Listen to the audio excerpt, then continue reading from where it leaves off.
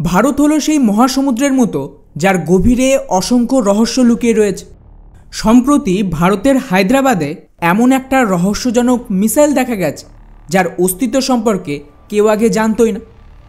ভারত যে গোপনে এমন কোনো অস্ত্র তৈরি করছে তা ছিল সম্পূর্ণ অজানা, যার ছবি এই মুহূর্তে আপনারা স্ক্রিনে দেখতে পাচ্ছেন। স্ক্রিনে দেখানো ছবিগুলোর দিকে ভালোভাবে লক্ষ্য করলে দুটো গুরুত্বপূর্ণ বিষয় চোখে পড়ে। প্রথমত এর গায়ে লেখা কোড নম্বর BM-04, আর দ্বিতীয়ত এর বিশেষ মাথার ডিজাইন, যা প্রচলিত ব্যালিস্টিক মিসাইলের থেকে সম্পূর্ণ আলাদা। প্রথমে এই নাম্বারের কথা বললে BM-04 সম্ভবত এই মিসাইলের কোড নেম এবং পাশে থাকা 04 সম্ভবত এর প্রোটোটাইপ নাম। এর মানে হতে পারে যে এর আগে আরও 3টে প্রোটোটাইপ তৈরি হয়েছিল আর পরীক্ষাও করা হয়েছে, আর এই BM-04 তৈরি করা হয়েছে সরাসরি ফ্লাইট টেস্টের জন্য। এই মিসাইল নিয়ে এখন ইন্টারনেটে ব্যাপক আলোচনা চলছে, কারণ এটা ভারতের সামরিক শক্তিকে নতুন উচ্চতায় নিয়ে যেতে পারে।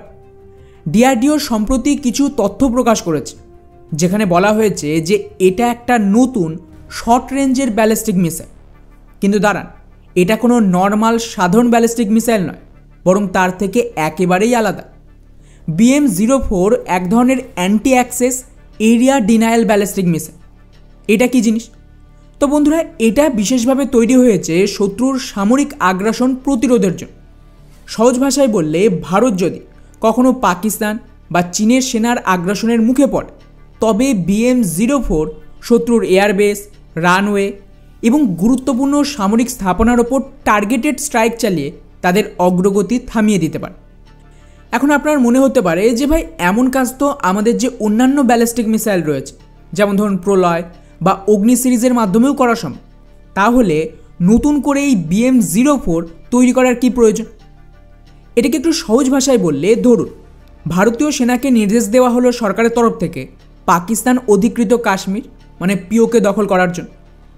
যেহেতু POK ভারতেরই অংশ, ভারত কোনোদিনই চাইবে না পুরো অঞ্চল ধ্বংস করে তাকে সম্পূর্ণ পুনর্গঠনের জন্য কয়েক দশকের সময় আর বিপুল অর্থ ব্যয় করতে।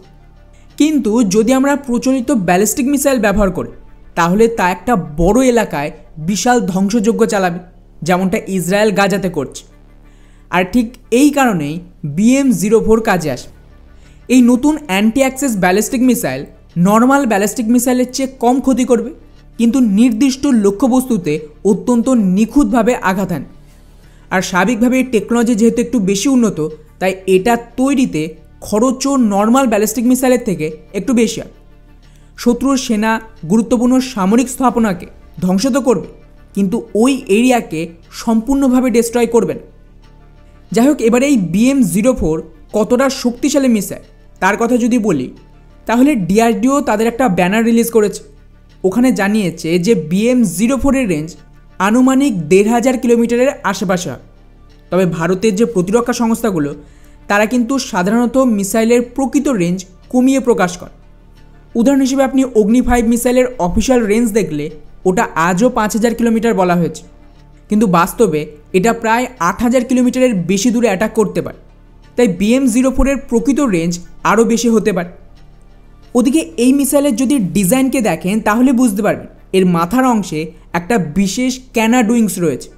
এগুলো মিসাইলকে বেশি ম্যানেভারেবল করে তোলে, যাতে শত্রুর এয়ার ডিফেন্স সিস্টেমকে সহজে এটা ফাঁকি দিয়ে নিজের টার্গেটে অ্যাটাক করতে পারে।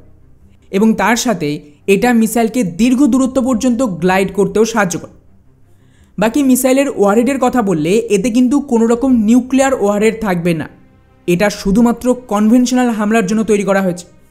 ফলে এতে ম্যাক্সিমাম 500 কেজির ওয়ারহেড বহন করার ক্ষমতা রয়েছে। তবে হ্যাঁ, এতে কী ধরনের ওয়ারহেড ব্যবহার করা হবে সেটা কিন্তু তার আক্রমণের ধরন অনুযায়ী পাল্টানো যায়। ওভারঅল ভারত এখন প্রতিদিন নতুন নতুন সামরিক চমক দিচ্ছে, কখনো হাইপারসনিক মিসাইল, কখনো লেজার অস্ত্র, আবার কখনো এই ধরনের উন্নত ব্যালিস্টিক মিসাইল। এই নতুন BM-04 মিসাইল অ্যাকচুয়ালি ভারতের জন্য কতটা গেম চেঞ্জার হতে পারে, আপনাদের কি মনে হয়?